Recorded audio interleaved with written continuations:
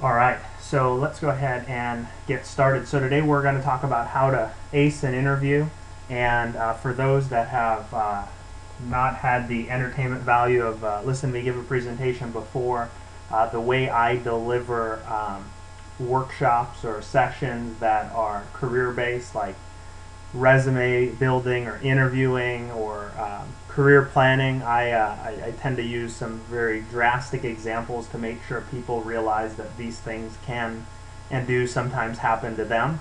So I may or may not be making some of fun of some of your friends, but don't worry, they'll all remain nameless in all of this. So in terms of how to ace an interview, so it starts before the interview begins. There's two things that you've really got to make sure you do before. Actually, there's a few more than two things, but it really does start with research and reviewing. You want to start by researching the company that you're considering. Why would you want to work for them? You know, what is the company offering? I know for many of you, you know, the considerations with Boeing, but let's just say you were thinking about another company. Um, you know, understanding um, what that company offers and where they fit in the equation of where you're trying to get to.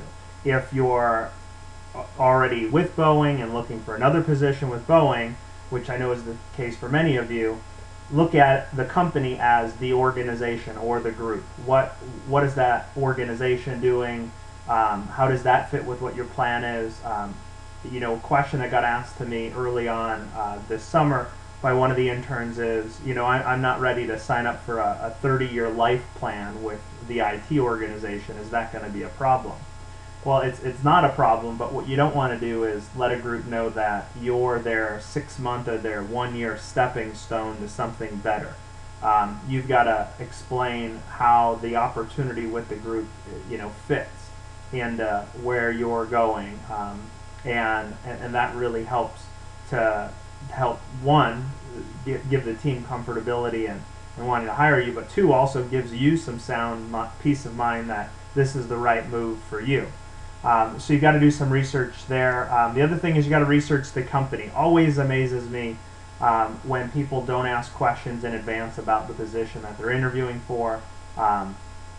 You should know, you know, what's required for the job, what types of skills are expected of you, getting a good feel for that. This way it helps you during your preparation so you understand what you need to go and highlight.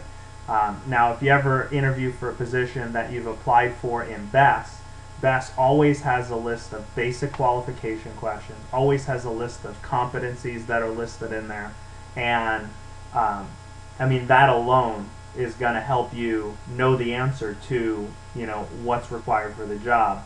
But also, typically there's an other job related section that's in there, or there's other information that they've provided on the job. But I really like those two sections. I've shared the experience with some other folks. The last job that I interviewed for was a management position, and there were like 20 something either qualifications or competencies listed for the job. Now, I knew darn well in an hour interview I was not going to be asked 20 questions. It's just next to impossible. And I went through each and every one of those and understanding what my qualifications were or what my experience was that justified me for that qualification or that competency. And if somebody reminds me at the end, what I'll do is I'll pull up my OneNote example. Basically, what I did is every tab, every competency got a tab, and then I listed all of these um, stories down through each one. But we can get to that later. The other thing you want to do is you want to review your own resume. Look at your work experiences and the projects you've got there, what you've learned in relevant classes. So yeah, you might have taken Programming 1 and Programming 2. What did you actually do in that class? Remind yourself of it. And you know, if it's been a couple of years, you may really need to think about it for a second. What is what's there that's tangible for the job that you're interviewing for, and starting to kind of have that refresh. Then what you're going to want to do, and these are things that sometimes aren't on your resume, but you're going to want to review your experiences that you've had. And when you review the experiences you've had, you want to review them from beginning to end. So, you know, maybe you had a job as a resident advisor. What did it look like either, you know, applying for the job? What did it look like going through orientation for the job? What did it look like when you first began in the job? Where are you today with that job? Or, maybe you're not in that role anymore. And the reason why this is important is sometimes you forget all that you learned or applied when you had an experience. And not all experiences on your resume. You might have a previous internship that's on your resume, and one of the bullets doesn't say that you had to work with this difficult coworker. Well, what was that experience like? Reminding yourself of that and thinking about all the different skills that you gained along the way from all of these experiences. All of this is absolutely key in terms of preparing yourself for the types of questions that are going to come your way. The one thing I advise is, as you're doing this, don't think about what types of questions these situations, these experiences are going to line up with, because what you'll find out is sometimes you might have it crafted perfectly, but then they ask you other questions, and so don't have it scripted to the T. Just kind of be ready to kind of go with it, and I'll talk more about that later. Also, before the interview, you want to make sure that you practice. What should you practice? You should practice stories. You should practice stories about situations, some different examples of situations. Think about times when you led a group, how you dealt with difficult people, how you showed that you had good communication skills, motivating others. All these different types of situations will help you come up with different stories to prepare you for the types of questions that people are going to ask. And I've been working with the Boeing intern program in one capacity or another for the last 7 years. And every time I've tried to help a manager fill a position, and I was looking, through resumes or candidate pools, I would ask them, well, what skills do you need? And I would say probably 70% of the time, the manager for a technical position is fixated on a soft skill, which means that all of these types of examples don't even dig into your technical skills. They are focused on this because in more cases than not, they're going to be able to train the person how to do the job if the core fundamental technical skill set is there. And so focusing on soft skills that you've got from experiences you've had are absolutely vital. And we'll talk about how you go through these stories and how to deliver a good example in a couple of slides here. But keep these things in mind in terms of the different types of examples. And these just barely scratch the surface. Go through some sample questions. There's tons of different resources that are out there, either on the internet or books that are available. My personal favorite interview book of all time is Knock 'em Dead. When I first came across the book, I laughed a lot because I thought, well, I've seen every question in this book, and this isn't really helping me out, and nobody's ever going to really actually ask that question. And sure enough, the first interview I had after I'd read that book a number of years ago, somebody pulled a question right from that book that I'd never heard before, and I never thought somebody would ask. And the question actually, and it's one of my top 5 favorite questions to ask of all time, and that is, tell me a situation where you had to work with a slacker, and how did you deal with that person? And it's just so funny because it really opens your mind to things, and I'll talk about at the end of this the ugly things that happen in interviews. But a couple of questions tend to bait you down the path of giving a negative answer, and you don't want that type of thing to happen. And we'll talk about that, like I said, here in a second. Biggest thing in terms of preparation, don't feel like you're going to go in and wing it. I absolutely just cringe, like a bad movie where I want to grab the pillow and cover my face because I just can't endure watching it. I have probably conducted hundreds, if not at least over 1,000 interviews in my life. And I always root for a great interview. I would much rather be in the situation of having to have a very critical decision-making conversation over 3 great candidates than to just know one person blew the rest out of the water because 2 basically just crapped the bed. I hate embarrassing interviews when the person's not prepared, when they are just doing horrible things, and you sit there and say, oh well, that's not me, and I would never do that. Oh, I can attest to you that even me in my perfect interviewing experience, I have been noted for doing some crazy things. And so just don't go in there and try to wing it. And one of the worst things that tends to happen when you try to wing it is you're in the middle of telling a story, and there's this moment when you're telling the story and you realize that actually something bad happened in the story. But you hadn't practiced telling that story, and now you're in this process of telling the story and now realizing that there's this thing about the story, but you don't actually want to tell the interviewer about this thing that happened in the story, and now you're distracted and you can't quite eloquently tell your story anymore because this thing that happened that you hadn't thought about. And it's just, you could just, as an interview, you just see the person just, they're telling this great answer and then they're gone. And so, or you hadn't really, you decide, oh, I'm just going to tell them about the thing, and then the thing actually was worse than you originally thought about. And so just preparing and going through sample questions, it never hurts to be prepared. Just think about it like running a race or going for a workout. It never hurts to stretch beforehand. As far as the interview day, so you want to show up early. I've seen people show up anywhere from barely on time to 30 minutes late to the worst is just missing the interview and never notifying the people. Worst thing I've seen lately was manager had an interview scheduled for 3 to 4 o'clock, and the candidate emailed them at 4:15 saying, I'm sitting here waiting. And it's like, you had the manager's number, you had their email, and yet you waited an hour and 15 minutes, or better yet, 15 minutes after the interview was over to say something. So always contact them early if something does come up. And things do come up, just be proactive with it. Make sure you dress appropriately. Appropriate dress is, business attire.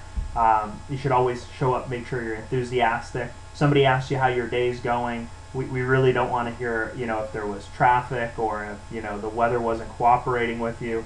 Try to only share positive things.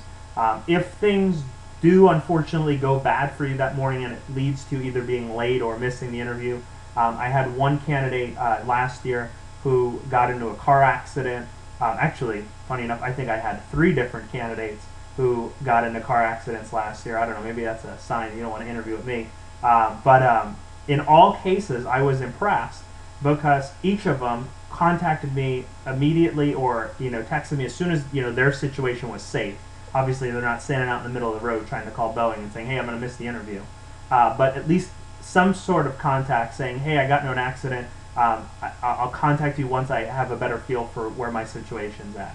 I mean, those sort of things happen. At the same time, don't leave yourself in a situation where you're driving in an unsafe manner just to make an interview. As far as phone interviews, some things to consider. Make sure you're in a good, quiet place. Make sure you've got good cell signal. Prepare yourself for establishing who's going to call who back if that's a situation. With regard to make sure you have your notes laid out in advance. So if you should show up in person 15 minutes early for an in-person interview, a phone interview, you should be ready to go at the very least 15 minutes in advance with any sort of notes laid out and ready to go. These are just key things that help get you in a situation so that you're more relaxed during the interview. One last thing, just with regard to timing. So, I heard person once say, if you're 5 minutes early, you're on time. If you're right on time, you're late. And if you're 5 minutes late, well, you missed the meeting. And just use that as a frame of reference. If you're a person who's typically late to events, do whatever you've got to do to make sure that you're on time. And if they give you a call-in number that's like a bridge line, I typically say, calling in 5 minutes early. If they ask you to call them at a number, I would say, 1 minute early is fine, just erring on the side of caution because of how some clocks and phones run. But don't call somebody 15 minutes early if it's a phone interview. That's gonna rattle their cages, and you don't want to do that. as far as the interview goes, this is the bread and butter of everything I'm going to tell you right here, other than some more funny stories. But you need to tell stories using a format of either SAR or SBO. SAR stands for situation, action, result. SBO stands for situation, behavior, outcome. Whatever one you're familiar with. Some people also call it STAR for the SAR one. It really doesn't matter. It's all the same context. And what you're doing is you're telling a story, walking through what was the overall situation, what did you do? And I emphasize the your in the action, because I've seen people tell me this situation where there was a difficult team member, and oh, that person was so hard to work with, and we worked together as a team, and I'm just sitting there thinking, well, what did you do as a team to work with that difficult person? Did you just all hold hands and sing Kumbaya and magically it was done? Because that's great if the team just, rallied around this difficult person, but what did you do? Because that's what we're looking for in this situation. Because if there's a we involved, where you start to worry about, what did the rest of the team do? Maybe you were just along for the ride. So focus on what you did there. And this is one of those times where I know everybody wants to see a team player and how you get along with others, and that's great, but this is a chance for you to talk about what you did. And try to say it in a bit of a humble way and not sound arrogant. Oh, well, I was a senior on this team with freshmen, and well, freshmen, they just don't know how to, really do anything, and good thing I was there. Well, that's arrogant, so you don't want to come across that way, but just stating what you did as part of your contributions in terms of that situation. So all stories are going to go like this. I'll walk a little bit more through this in depth on the next slide. This is even true of technical questions that are asked. To an extent, if you've got to demonstrate a capability, it may or may not work like this. When you answer the questions, make sure the story shows the experience. I have had students time and time again have the best story in the entire world, and it told me nothing about the question I asked. And I'll be honest, it depends. For me as an interviewer, it depends on the kind of day I'm having. Some days I'll interrupt a person and I'll let them know that I'd like to re-ask the question just to make sure they heard it correctly. Other times it's like, they didn't ask me to repeat the question. I asked the question. I have no idea why they're telling me about their Aunt Sally, but it's really not even relevant to the question at hand. I'm not sure what's going on here. So just make sure your story shows the relevant experience or whatever they're asking you in the question. And then there's a bit of a balancing act, which is a little difficult. So you want to have the ability to give them detail, but you don't want to be so vague. And I think I cover this a little bit better on the next slide here, but don't be just so vague that you're like, well, I was on a team and there was this person, they weren't working really well, so I sat aside with them and told them that it was really important that they show up for meetings and that they meet the deadlines we gave them, and then after that everything worked great. So that's probably too vague. How many people were on the team? What class was it for? How did you guys know that that there was an issue with this individual? And then what did it look like interacting with this person? Did you call them? Did you email them? Did you text them? Did you just post on their Facebook wall so that all 800 of their friends could see that they were, missing team meetings? What did that look and feel like?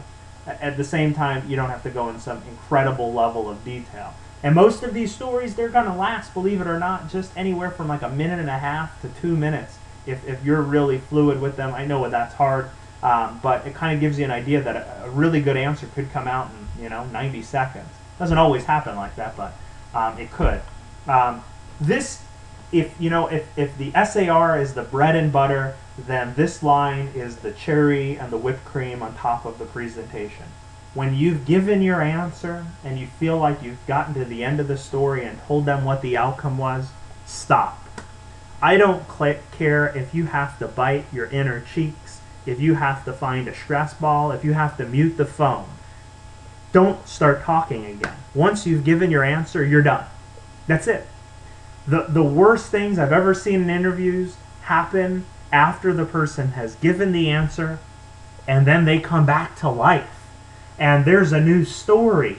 Something changed. Bobby actually didn't listen to the advice you gave him. And oh, it took another round, and oh yeah, and the teacher was, oh, they were so demanding, and you had to go and fight because you got a B, but you really wanted to fight for that A, and oh, the story just grows life of its own.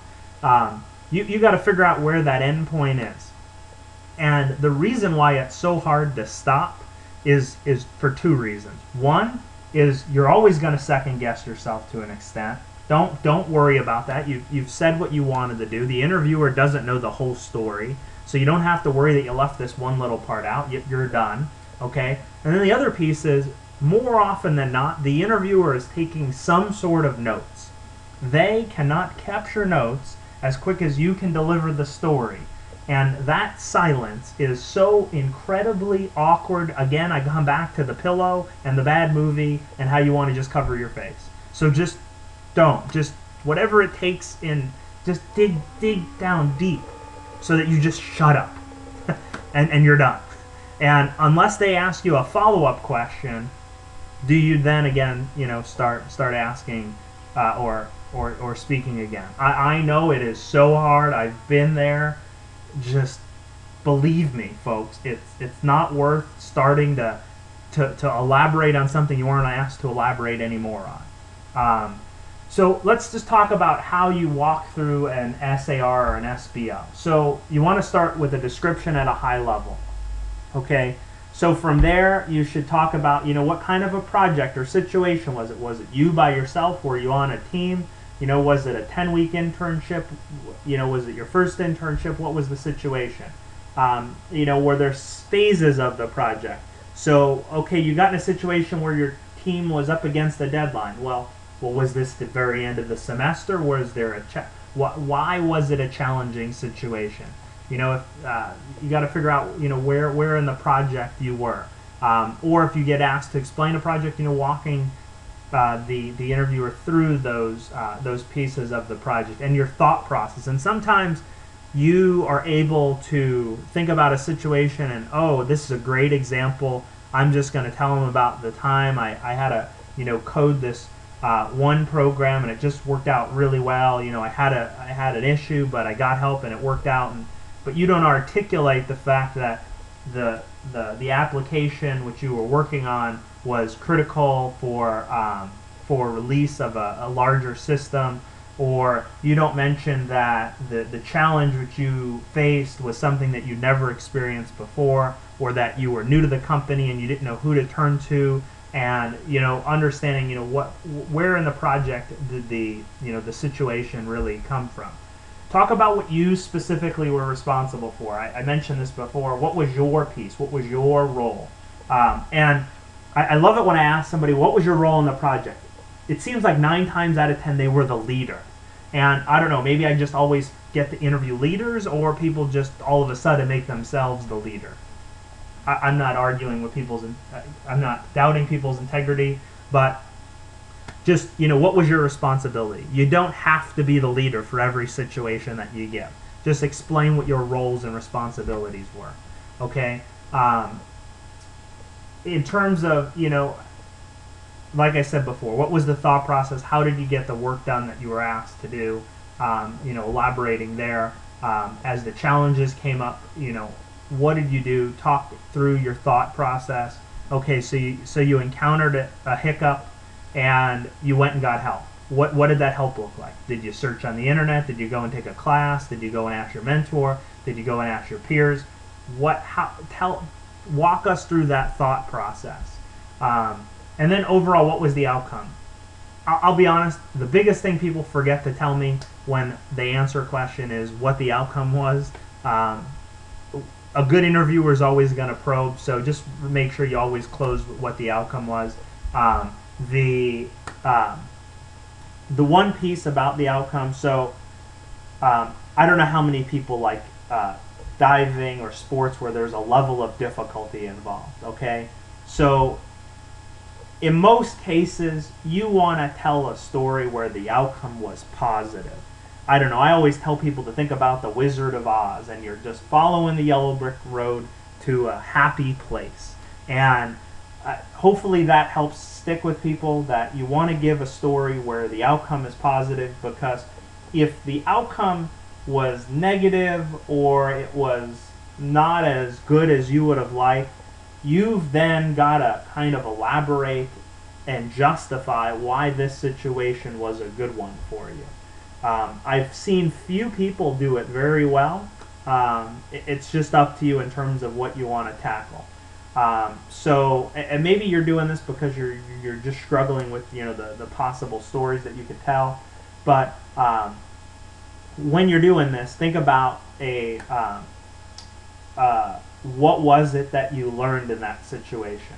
So the outcome wasn't favorable, but it did something for you. And so, elaborate on that. We missed the deadline and we ended up getting a C in the class. But here's what I learned. I learned that from the beginning, you've got to take a lot of initiative. I learned that you got to have a good project plan. I learned that you have to have a good buffer in your project plan. I learned that you've got to communicate effectively. Those sort of things that you got from the experience. So thinking about that. So I'm going to jump. I got a question in the chat box here. It asked, somebody said, give an example of a time where you were unable to solve a problem by yourself. How did you overcome this? The question requires a team answer. How do you approach that type of question? And that's a good question that kind of baits you towards being more general towards the team. But if you couldn't solve a problem, you had to go get help. So what sort of initiative did you take? So you picked up the phone, you called somebody, and the key here is that you showed what you did to go and get that help. Yes, your mentor, yes, some Java class, yes, some random search result on Google might have helped you get the answer, but you took the initiative to go out and figure that out. As opposed to, I missed my deadline, my manager came to me, said this wasn't getting done, what's wrong? And then, the whole group had to get involved to help me save the day. That's what that's the underlying theme there in what they're looking for. So that kind of walks you through how to tell a story here.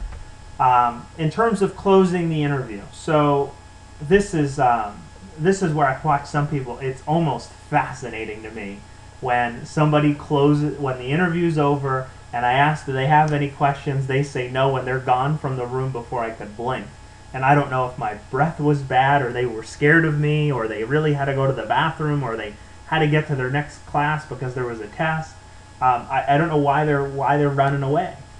So you always want to ask questions. Just make sure these are questions that you actually care to hear the answers to. Don't ask questions just to go through don't ask the questions which show like you're just going through the motions. You should always ask questions. Let me give you an example of the worst 2 questions I've ever been asked after an interview in the history of time. It was 2002. I was at a school, let's just say it was in the Midwest, and the applicant, I asked if they had any questions. They said, yes, I do. They asked me, was my company affected by the events of September 11th? And it took me a moment because I had to really make sure that they'd actually asked me that question. And I said, yes, we were. Second worst question of all time, their follow-up. How so? And with a straight face, with biting the inner cheeks, I basically said 20,000 people lost their job. And he was astonished by that answer. And that's an example of where you haven't gone out and done your research about the company, and you're asking every company the same question. So, what information's available to you, asking things that you really care about. The other thing, when you're asking these questions, one of them should always be asking the interviewer for some sort of their opinion. Why do you want to do this? Let's just say the interview lasts an hour, and you're interviewing with a person like me. If you haven't figured it out by now, I'm an extroverted person. I love talking, I love telling stories, and for 1 hour of my life, I have to sit and listen to your stories. And if they're good, I'm loving it. If they're bad, that's another story. But at the end, you decide you want to ask me my opinion about a situation. Well, from your perspective, what would be the challenges if I got this position? Oh, you care about what I have to say? Well, let me tell you, since I've been sitting here quiet for the last 45 minutes. And it helps pull out, it's a psychology thing. People love to have their opinions asked. And what you want to do is don't ask a question that it's just almost trivial, but ask things that you actually could benefit from hearing the answers about. Other questions that I've heard asked were, I've done a lot of research on the company, and I've had an internship before, but I wonder, what is your company doing? In your perspective, what is your company doing differently with internships to set them apart for a 12-week assignment as opposed to some other company? And being specific about, from your perspective, in your opinion, and making sure that you're not just looking for a factual based answer, that you actually care what that person thinks about the question or the situation. You should ask what the next steps are. The last question you should always ask after any interview is always, when can I expect to hear from you again? Or what is your schedule for following up? That's always the best question to leave an interviewer with. And that gives you that will resolve any immediate anxiety of you walking out of a great interview and saying, oh my God, I have no idea when they're going to contact me. And I can tell you from not just Boeing experience, but all other sorts of companies, everybody's on a different timetable. Some companies might call you later that day, some might call you the next day. Some companies might make you wait 3 months. And that might be normal for them. You got to get an idea of what their expectation is, and then it is really easy to just assume that by showing up for the interview and asking questions that you want the job. There is nothing wrong with, at the end of the interview, reaffirming your interest in the position, and don't say it like, well, I just want to let you know before I leave that I really do want this position. Well, why? What is it about the position that you really want? Add in a line or a closer. Maybe throw in an extra qualification. Last job I interviewed for, I was in a very unique situation that the 3 people that were interviewing with me, I had exposure and experience with 2 of them, and then the third, I had experience with that individual's team, and that person knew it. And what I did was I made the very basic statement of my interest in the position, about why I was interested, and then I said, I hope that it's clear that the 3 things that really are expected are A, B, and C. And I went through each of the 3 individuals, and I said, hey, person A, I hope this is evident from our work on this project. Hey, person B, I hope it was evident from our work on this project. And that's unique because sometimes you do know the interviewer, sometimes you don't. And if you've got that opportunity, there's nothing wrong with leveraging that past experience that you've had with individuals. Business card, email, contact information, whatever it is, make sure you've got a way to follow up with them. In most cases, for a lot of the positions that you all are interviewing for, I know that you've already got their contact information, so this is a little redundant. You don't need to do that. And then, walking out or before hanging up, always thank the person for their opportunity, for their time. Really does, just extend a bit of appreciation to them. So just some things in terms of closing out the interview. This would not be a raw presentation if we did not cover the ugly things that go on. So I already talked about this. Don't continue your answer because there's just silence that is going on there. Don't give weaknesses. There are, like the example from the chat box before, there are certain questions that kind of bait you in a certain way. If you get asked, what's your biggest weakness? The worst thing you could do is tell them your weakness and stop.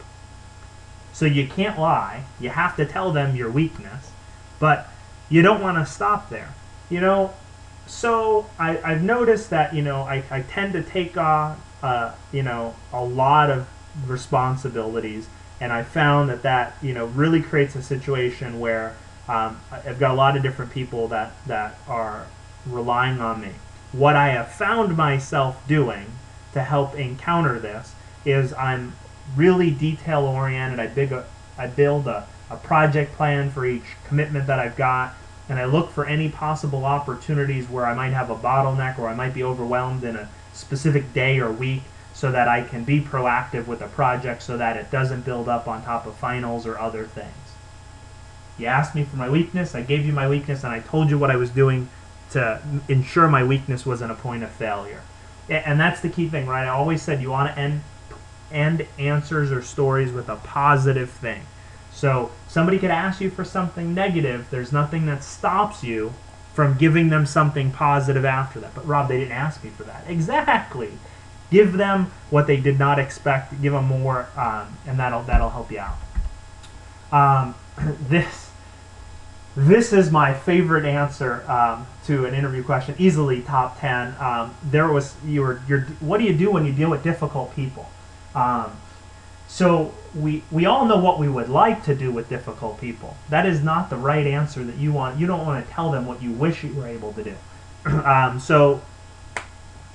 Candidate, we asked them, about a time when they had to deal with a difficult group of people, and gave the example. Well, there were 4 of us on the team, and 2 of them were slowing us down. Well, we voted them off.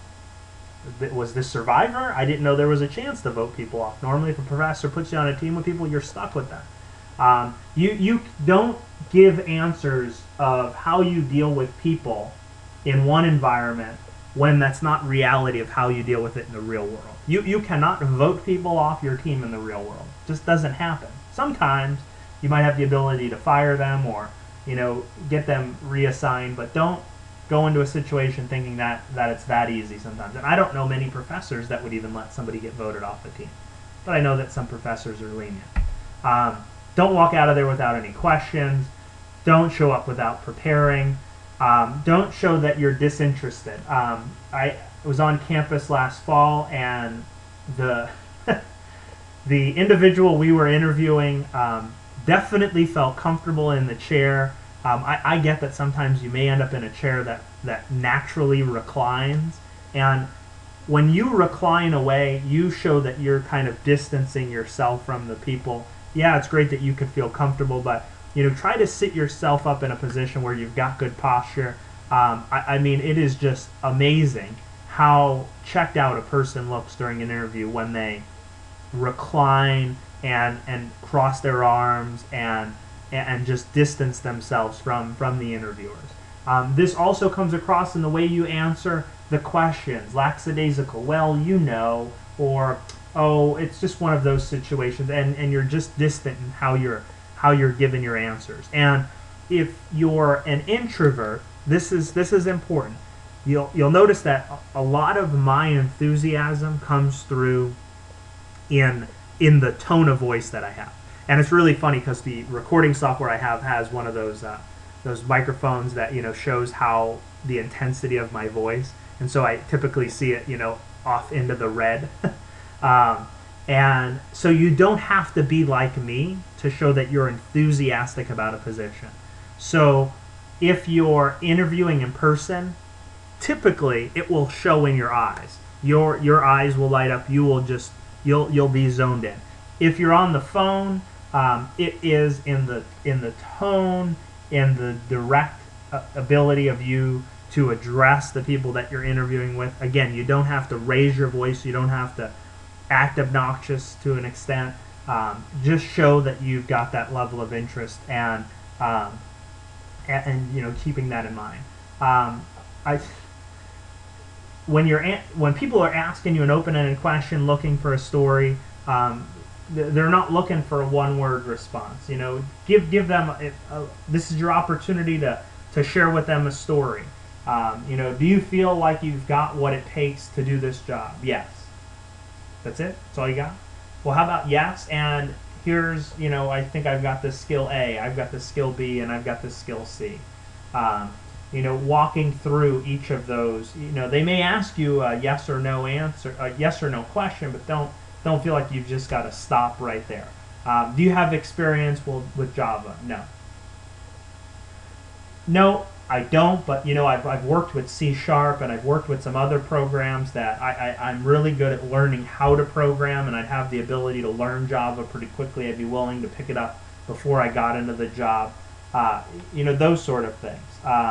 And just keeping in mind, one word responses, you've missed an opportunity um, to tell a story, and this one I think is, and it kind of goes with the negative questions that you could get, the questions that prompt the negative response. And I always give the example. I was on I went to the Price is Right when I lived in LA, and they would always ask you a question. And they would say, well, where are you from? Or why are you here? Or what do you do for a living? And they could ask you the most simple questions, but you have the ability, instead of putting a period in at the end, adding a comma and telling something more. Obviously, you don't want to go on, but they're giving you an invitation for more information. And for those that don't know the story, they asked me where I was from. I said I was from Brooklyn, New York, but I didn't end the story there. I told them that the city produces 24.6 million pounds of trash every day. And then they asked me what I did for a living. I said I worked on a world-class airlifter cargo airplane that could hold 160,000 pounds of cargo. And needless to say, I got picked, but that's another story, another presentation, another time. But you got these opportunities, instead of giving one-word answers, to go and tell something more. We've already talked about vague responses. Just make sure you give the level of detail. One other mistake I see people make is sometimes the second question or the third question, you could use the story from the first question you got asked.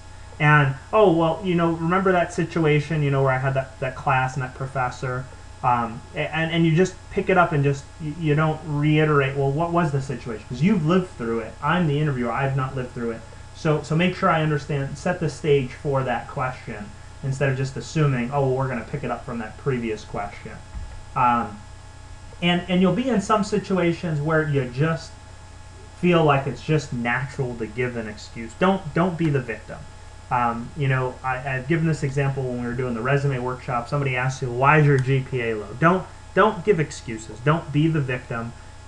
Own your situation. We're all human, and I think the people that have good self-awareness and good social awareness, the people that have observed how you're performing, I think those tend to lead themselves to being better leaders amongst their peers because of that level of emotional capability. And if you're just putting out excuses of, oh, it was that person's fault, it wasn't mine, I mean, it just tends to predict what you're going to be like in terms of working with in the future. So with that, those are all the kind of the tips of the trade that I've got for you here today. What we're going to do now is I'll open it up for questions that you've got, and as with any other situation, everything's fair game, so feel free to fire away.